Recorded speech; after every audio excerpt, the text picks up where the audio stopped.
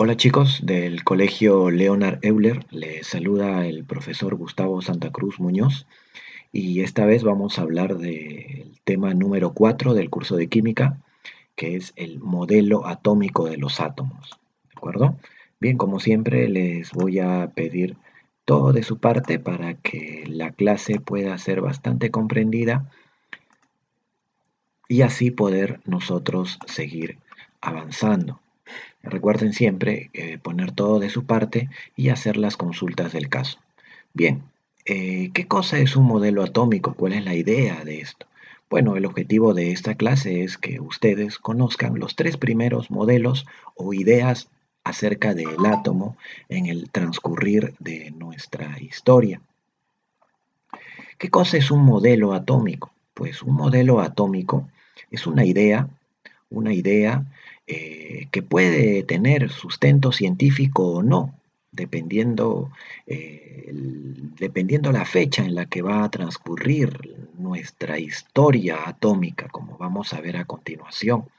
Les decía entonces, un modelo atómico es una idea acerca de la naturaleza más pequeñita que tenía la materia, una idea del ser humano acerca de la naturaleza más pequeñita que tiene el ser humano acerca de la materia, acerca de la masa. El ser humano se preguntaba, si yo empiezo a dividir un mineral, una roca, por ejemplo, lo fracciono en miles y miles de pedazos, pues bien, ¿cuál es el pedazo más pequeñito que podría lograr? Pues unos señores llamados Leucipo y Demócrito dijeron que a ese pedacito indivisible podría yo llamarle átomo. Es así como se habla del primer modelo o la primera idea acerca del átomo. Una pausa. Nosotros vamos a ver en este tema los tres primeros modelos o ideas acerca del átomo. El primero que vamos a estudiar es el de Leucipo y el señor Demócrito. El segundo es acerca del modelo del señor Dalton. A él sí podríamos atribuirle modelo. Y el tercer modelo acerca del señor Thomson. Entonces vamos a hablar de tres ideas atómicas: Leucipo y Demócrito, Dalton y Thomson. Bien, recuerden entonces, un modelo es una idea de la naturaleza más pequeñita de la materia. ¿Hasta dónde puede llegar la materia? ¿O cuál es la parte más pequeñita que puede tener la materia según estos tres señores? Bien, vamos entonces a empezar con el primero, que es el modelo del señor Leucipo y Demócrito. Leucipo era el maestro y Demócrito el alumno. Demócrito se encargó de transmitir, hacer públicas las ideas de su maestro Leucipo. ¿De acuerdo? Leucipo es considerado el padre de la teoría atómica. Él fue el pionero, el primero en atribuir la palabra átomo. ¿A qué cosa? A la cosa más pequeñita en la que se puede dividir a la materia. Leucipo, así como Demócrito, consideraban que si yo empiezo a fraccionar o partir una roca o un mineral en varios pedacitos, este mineral podía dividirse y tener un fin. Y a ese fin, a esa parte más pequeñita, la llamaron átomo. Con ellos son fundadores, tanto Leucipo como Demócrito, de la teoría atomista. Aunque se debe decir que Leucipo fue el primero en proponer la palabra átomo a la parte más pequeñita de la materia. Como ellos decían que el átomo o que la materia podía dividirse hasta un nivel finito, o sea, la materia era finita porque tenía un fin, obviamente, es decir, podía dividirse hasta un determinado punto, o sea, átomo. Entonces ellos eran los que consideraban que la materia era discontinua. ¿Qué quiere decir esto? ¿Qué quiere decir que estos señores dijeran que la materia sea discontinua? Quiere decir entonces que la materia no es continua. ¿Y qué quiere decir esto? Quiere decir que tiene un fin, chicos. Si la materia fuera continua, quiere decir, como su mismo nombre lo está indicando, que continuará indefinidamente dividiéndose. Pues no, tiene un fin, por lo que es discontinuo. Ellos propagaban la discontinuidad de la materia entonces. ¿Quiénes? Leucipo y Demócrito. ¿De acuerdo? Entonces propusieron la teoría atómica, eh, eh, apoyaban, ¿no?, la discontinuidad de la materia. Leucipo propone el nombre átomo. ¿Qué quiere decir átomo? Átomo quiere decir sin división. Hasta ahora se utiliza el nombre átomo para referirnos a la unidad elemental, a la unidad, a la mínima unidad de un elemento químico. Pero eso ya es teoría moderna que la vamos a estudiar en el siguiente capítulo o tema. ¿De acuerdo? Entonces, ¿qué más debemos saber acerca de esto? Bueno, que habían dos señores comandados por Aristóteles, ¿no?, que estaban en contra de estos modelos, ¿no?, de este modelo, de esta idea. ¿Por qué? Porque en la idea más elemental, decía Aristóteles, por ejemplo, apoyado por Empédocles, decían de que no podríamos nosotros apoyar la idea de átomo porque no lo podemos ver. Y si no lo podemos ver, no existen, decían estos señores, tanto Aristóteles como Empédocles, ¿no? Básicamente Aristóteles, ¿no? Así que nosotros no apoyamos la discontinuidad de la materia, sino la continuidad de la materia. Así entonces ellos propusieron como el origen de todas las cosas, el origen de la materia, o sea que la materia estaba formada por 4 elementos. ¿Cuáles eran estos elementos? Pues la tierra, el agua, el viento y el fuego. Cuando estos se combinaban, podían formar, por ejemplo, hasta un ser humano o cualquier cosa que nosotros podamos ver. ¿De acuerdo? Bien, entonces Aristóteles, él propuso la teoría de los 4 elementos y él proponía entonces ahora la continuidad de la materia. Por eso a su grupo se le denominó los continuistas. ¿De acuerdo? Bien, ese es el resumen, lo que ustedes deben conocer, chicos, acerca de la primera teoría o concepción de átomo. Se preocuparon muchos científicos, investigadores, para saber cuál es el origen de las cosas, dónde se origina la materia, cuál es la parte más pequeñita de la materia.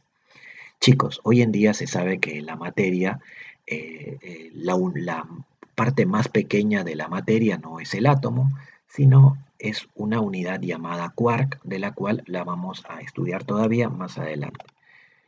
El segundo modelo atómico, el modelo atómico del señor John Dalton. Eh, ¿Qué habla este modelo? Bueno, el modelo atómico de Dalton en algunos aspectos coincide con la teoría moderna del átomo, ¿no? Dalton decía, por ejemplo, que el átomo era en sí una esfera pero no hueca, es decir, que era compacta, es decir, que tenía masa no solamente en la superficie, sino también en el interior. Era completamente compacta, ¿no? Eso decía, todos los átomos son esferas, pero no son idénticos unos de otros, decía él, ya que dependería de qué elemento forman. Así entonces Dalton tenía postulados, ¿no? Dalton tenía postulados. Por ejemplo, vamos a ver el primer postulado. Dice, todos los elementos químicos están constituidos por partículas invisibles e indivisibles. Indivisibles. Para Dalton el átomo ya no podía dividirse. Eso coincide, ¿no?, con la teoría de los señores discontinuistas, Leucipo y Demócrito, que guardan en ellas hasta reacciones químicas más violentas. ¿Qué quiere decir esto? Quiere decir que eh, el señor Dalton decía que sí, efectivamente, todas las cosas están formadas por átomos, esferas compactas, pero estos átomos no se destruyen en las reacciones químicas. Eso es cierto, chicos. Por ejemplo, cuando nosotros mezclamos, no sé, se me ocurre en este momento la reacción química entre el fierro y el oxígeno para producir el óxido férrico, por ejemplo. Cuando el fierro está en la intemperie, y se oxida con el oxígeno del ambiente, se produce una pequeña arenilla media marrón llamada óxido férrico. Lo que ha pasado en ese momento no es la destrucción de átomos, sino un reacomodo de los átomos. Esto sí coincide con Dalton, porque los átomos en una reacción química no se destruyen, sino más bien se reacomodan. Esto sí coincide, ¿de acuerdo? Entonces es su primer postulado, ¿no? Partículas indivisibles y no se destruyen en las reacciones químicas. Dalton. 2. Dice, los átomos de un mismo elemento son idénticos entre sí en todas sus propiedades y cualidades, especie, tamaño y masa. Los átomos de distintos son diferentes. ¿Qué quiere decir eso?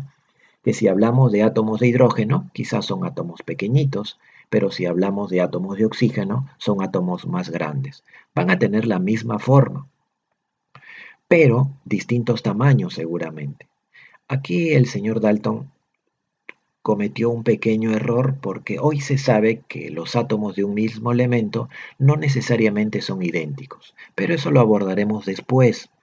A ver, ¿a qué se refiere con este segundo parámetro? Por ejemplo, si se trata del hidrógeno, pues todos los átomos de hidrógeno van a ser idénticos. Si se trata del oxígeno, todos van a ser idénticos. Pero si se trata de elementos diferentes como hidrógeno o oxígeno, no pueden tener el mismo tamaño o la misma masa. 3.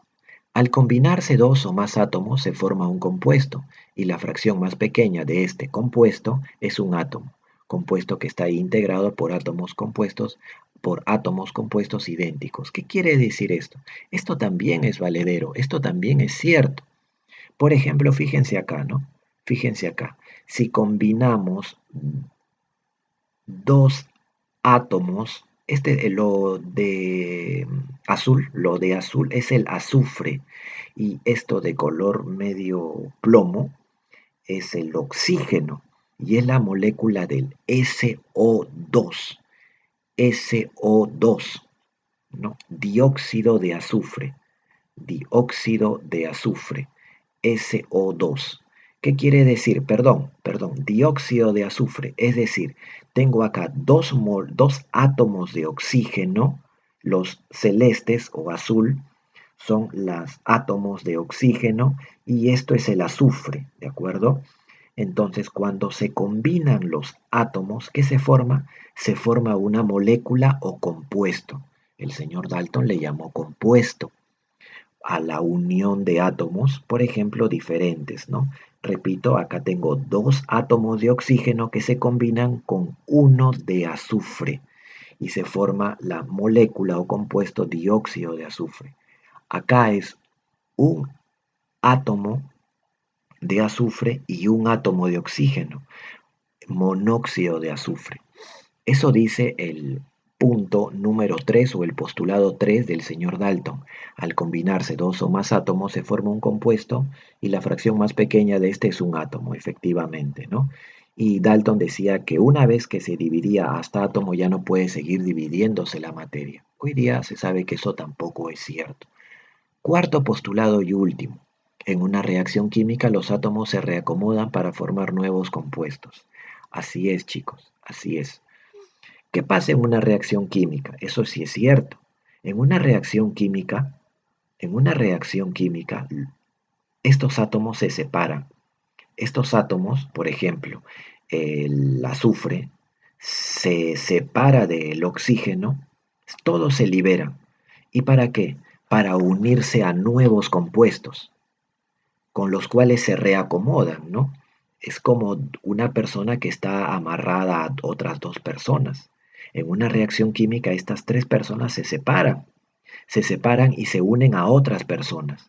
Pero dense cuenta que no es que se destruyen, sino más bien sufren un reacomodo. Y al unirse a nuevas personas o a nuevos átomos, se forman nuevos compuestos. ¿De acuerdo? Eso es cierto. La teoría actual lo acepta. Eso es cierto. Así que Dalton se aproximó un poquito más a la teoría actual del átomo. ¿De acuerdo? Él no conoció el término molécula, a todo lo llamaba compuesto, hasta los mismos elementos. A ver, Bien, entonces hasta ahora vamos con dos modelos, el modelo de Leucipo y Demócrito, que más que un modelo era una teoría filosófica acerca del átomo, ¿no? Ellos eran los discontinuistas y crearon el nombre átomo, básicamente Leucipo. Demócrito era el alumno que se encargó de propalar toda la filosofía de Leucipo. Aristóteles estaba opuesto a los atomistas. Él más bien propuso la teoría de los cuatro elementos que ya les he indicado. Luego viene el modelo de Dalton, que dijo que el átomo era una esfera maciza, compacta, el cual tenías y tuvo y tiene ciertos postulados que coinciden con, con la teoría moderna, ¿no? El último modelo que vamos a estudiar el día de hoy es el modelo atómico de J. J. Thomson, es decir, Joseph John Thomson. Este modelo es, tal vez no quiero decir el más importante, pero es el primer modelo atómico con sustento y base científica. ¿Por qué? Porque él se valió de la experimentación para poder crear su modelo atómico o idea atómica, pero se basó en la experimentación, lo cual lo hace tener un sustento científico. Los anteriores, Dalton y los señores Leucipo y Demócrito, pues no tenían un sustento científico, mientras que este señor Thomson sí. Eh, ¿Qué pasó? ¿Qué pasa con el señor Thomson? Bueno, él lo que hizo fue proponer un nuevo modelo atómico. Él en ese nuevo modelo atómico atribuyó unas pequeñas bolitas incrustadas en una bola enorme. Algo así como si estas bolitas fueran las pasitas y la bola grande fuera el pudín o budín. A este modelo le llamó el budín de pasas, donde las pasitas serían los electrones que están incrustados en el átomo y esta zona compacta sería como una carga enorme positiva y ellas serían las cargas negativas, los electrones. Aunque para ser sincero, Thomson, él aún no llamó a estas cargas negativas electrones, simplemente las dejó como cargas negativas. Ahora les cuento un poco más acerca de eso. Bien, entonces a esta esferota positiva se le unían cargas negativas. Recuerden que para esos tiempos ya la electricidad tenía bastante avance, había muchos avances con Millikan, Faraday acerca de la electricidad. Bueno, el señor Thomson se valió mucho de eso y se conocía, por ejemplo, que la carga positiva atrae a la carga negativa, algo muy básico ya también para ustedes, me imagino. Y eso les voy a pedir que lo tengan en cuenta. Lo positivo atrae a lo negativo, o viceversa, lo negativo atrae a lo positivo. Bien, es así como el señor Thomson explica su modelo, ¿no? Donde las cargas negativas estaban incrustadas en una enorme esfera positiva, ¿no? Como se indica aquí. Bueno, aquí tenemos el texto de lo que les estoy contando, chicos. Este átomo era neutro, claro. Es que esta cantidad enorme de partículas negativas se neutralizaban con una carga enorme positiva. Por eso le llamó átomo neutro, ¿no? Es como que si acá habrían 3, 6, 9, 10 negativas, esta enorme carga positiva asumía como si fueran 10 cargas positivas. Y si hay 10 y 10, pues el átomo se neutraliza. Al modelo del señor Thomson se le conoce como el modelo del budín o pudín de pasas, ¿no? ¿Cómo el señor Thomson descubre al electrón? ¿Cómo el señor Thomson descubre al electrón? Para eso utilizó una herramienta muy importante de aquellos tiempos llamado el tubo de rayos catódicos.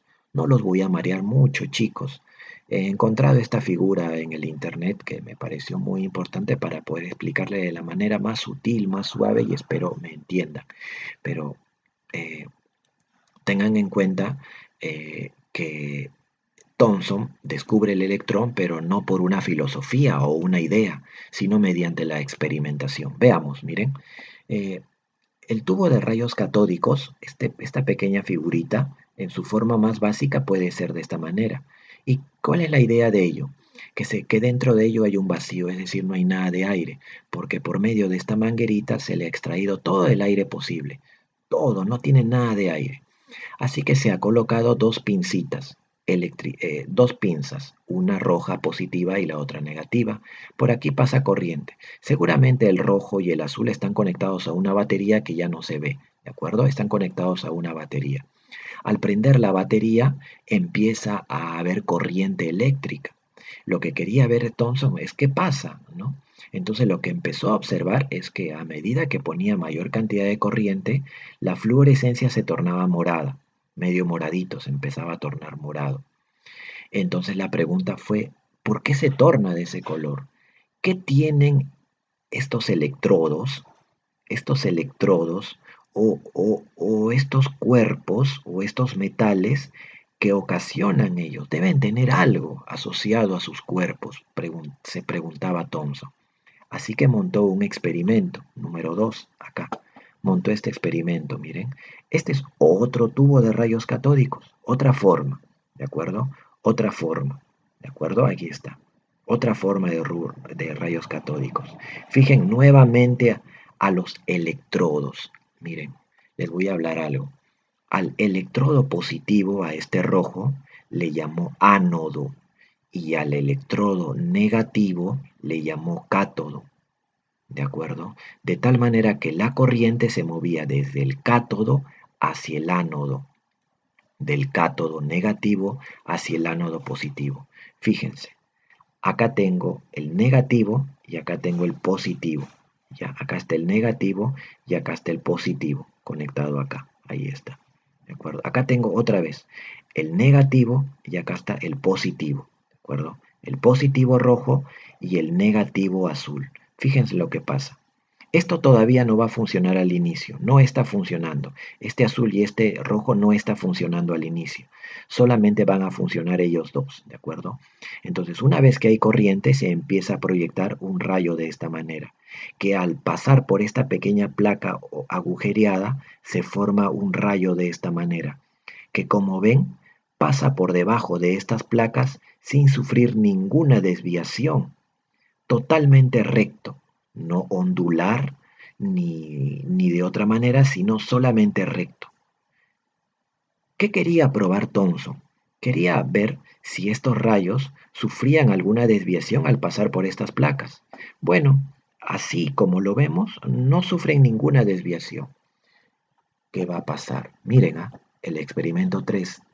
Ahora el señor Thomson lo que está haciendo es colocarle corriente. No tenían corriente, estaban ahí las placas, las dos placas, pero no tenían corriente. Ahora sí estas dos placas están conectadas y tienen corriente. Quizá esto llega a una batería, otra batería, porque ellos acá tienen otra batería más. Aquí hay otra batería. Entonces nuevamente lanzó el disparo y fíjense lo que pasó. Esta vez los rayos catódicos, porque esto morado representa a los rayos catódicos, ¿siguieron de frente o sufrieron una desviación? Miren, sufrieron una desviación. Quiere decir, quiere decir que estos señores de acá, al sufrir una desviación, es por consecuencia de estas dos cargas, positiva y negativa. Y si este rayo se fue al lado positivo, es porque creen ustedes, ¿es negativo o positivo? Si este rayo se fue al lado positivo, es más o menos como esta idea, que los negativos se van al positivo. Si ellos fueran positivos, se hubieran ido para arriba, hacia el lado negativo, pero si fueran negativos, se hubieran ido hacia abajo. Thomson todavía tenía un poco de dudas, así que cambió la polaridad de las placas. Ahora la roja, esta roja que estaba abajo, la puso arriba y viceversa con la azul, fíjense. Y fíjense qué pasa con los rayos catódicos ahora. Se fueron hacia arriba. Con esto concluyó el señor Thomson que estas piezas metálicas contienen unas partículas pequeñitas asociadas a ella. que al generar corriente, al generar fuerza electromotriz, voltaje, al generar ello, emiten unas partículas de carga negativa, dijo. ¿Y por qué negativa? Porque observen la desviación.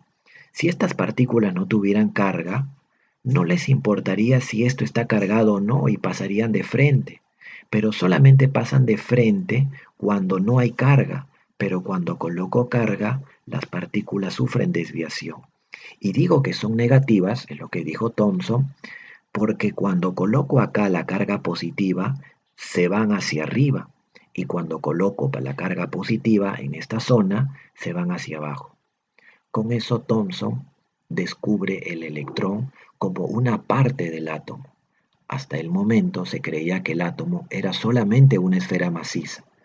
Con esto, Thomson descubre que el átomo no es una esfera todavía maciza, sino también contiene unas partículas llamadas electrones, por lo que ahí también podemos decir que la mínima unidad de la materia ya no sería el átomo, sino el electrón, porque es todavía más pequeño que el átomo en sí.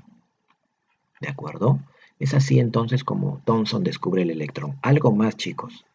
Fíjense entonces que los electrones se están moviendo desde el cátodo, que es el negativo, hacia el ánodo, que es el positivo. Del cátodo hacia el ánodo. Así se mueven los electrones. ¿De acuerdo? Bien, vamos a hacer unos cuantos ejercicios desarrollados para poder finalizar esta explicación. A ver, verdadero o falso, rápidamente. Según Dalton, el átomo es esencialmente hueco, falso, ¿verdad? ¿Por qué? Porque era macizo. No es solamente era un cascarón, sino también estaba lleno de masa o de contenido dentro de él. Según Thomson, el electrón es una partícula de carga verdadero, falso, verdadero. Los rayos catódicos llevan partículas de carga negativa, es verdadero también. Esto se los voy a encargar a ustedes, chicos, el número 2. Número 3, a ver, vamos a completar. Los rayos catódicos parten ¿de dónde parten los rayos catódicos y se dirigen hacia él? Parten del polo negativo. ¿Cómo se llama? Cátodo, del cátodo y se dirigen hacia el ánodo, que es el positivo. Del negativo cátodo hacia el ánodo positivo. De los mencionados, ¿cuáles corresponde a los rayos catódicos, es decir, al movimiento de electrones? ¿Se dirigen en forma ondulatoria? No, en forma recta, como hemos podido observar en nuestra figura, en forma recta, pueden ver en forma recta. Según Thomson, lo acabamos de estudiar, el electrón es una partícula de carga negativa, verdadero, él descubrió a los electrones y les llamó cargas negativas. Los rayos catódicos llevan partículas de carga negativa, así es, llevan partículas de carga negativa. 5. ¿Qué experimento permitió conocer la existencia de un electrón? ¿Quién fue el que permitió conocer eso? Thomson, Dalton, Thomson. ¿Y cómo se llamó su experimento? El experimento del tubo de rayos catódicos, ¿verdad? Hay que relacionar, como para terminar, chicos, electrón. ¿A quién lo asociamos el electrón? ¿A quién de los tres? Electrón. ¿A Dalton? No, ¿verdad? Sino a Thomson. ¿Y átomo compacto, a Leucipo? No, ¿verdad? A Dalton. A él lo asociamos. Entonces, uno con A y 2 con B. Bien chicos, eso es todo. Espero la clase haya sido de su interés para ustedes. Nos vemos la próxima semana seguramente con el tema ya número 5. Bien chicos, nos vemos. Cuídense.